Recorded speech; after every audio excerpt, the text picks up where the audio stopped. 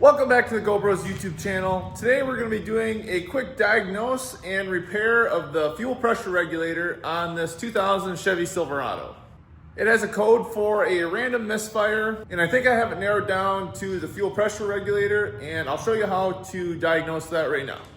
Okay, so I have a pressure regulator hooked up to the fuel rail on the passenger side, and right here is your pressure regulator. Now I'll kind of explain how to test this before I start it, because obviously the engine will be running and it's going to be a little bit louder.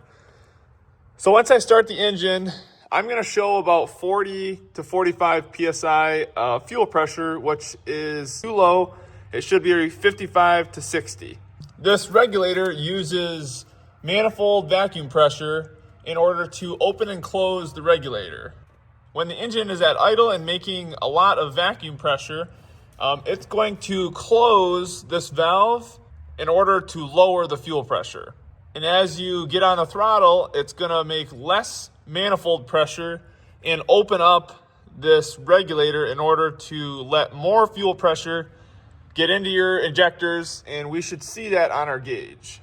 And you can test this regulator by completely removing this hose. That is going to make the pressure regulator think that we're wide open and that it needs to allow all the fuel that it can through.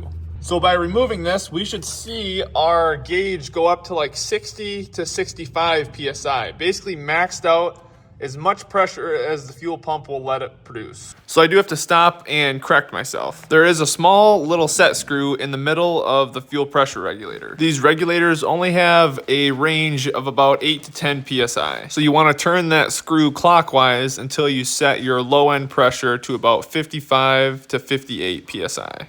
I'll explain this later in the video. So now I'll start the engine up and we can do that test. So as you can see, when I remove the vacuum line, my pressure does increase by about 8 to 10 psi. So that does mean theoretically my regulator is working, but we still have lower fuel pressure than what we want. And the set screw on my regulator is too rusted and I can't adjust it anymore. So very simple to change this. Pull the manifold hose off. And then we're going to get a screwdriver in here and pop this retaining clip off. So before you take that clip out, drain your excess pressure off into a container, and then we can pop that clip off. Pop this clip off and the regulator should pull right out. We got the old one pulled off. There's a small screen with an O-ring that's probably going to get stuck in there. Then there's also a rubber O-ring.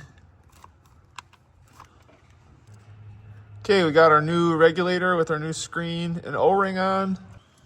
What I found to be easiest was to slide the screen and the little O-ring on first, and then push on the actual regulator with its O-ring behind that. It was a little tricky to do this while videoing because the regulator wants to push itself out a little bit.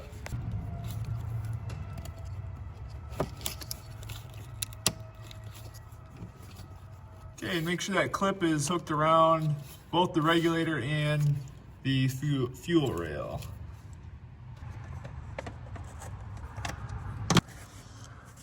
Move that out of the way. This guy here. That guy there should just pull right off.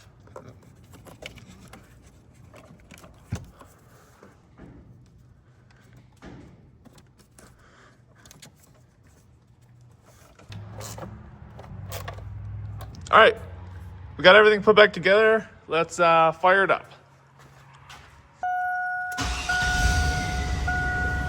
All right, we got our new pressure regulator put in. We are up to 55, 56 psi. And you can use this set screw right there to adjust where you want your pressure to be at. So I'm loosening the set screw right now. As you can see, my fuel pressure is coming down. I'm going to tighten it.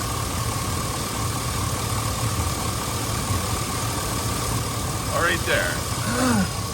On this old regulator, I couldn't get that screw adjusted either way, so it's a pretty cheap part to just go ahead and replace. Should be good to get this thing back on the road. Thanks for watching. Hopefully this helped someone out, and we'll see you in the next one.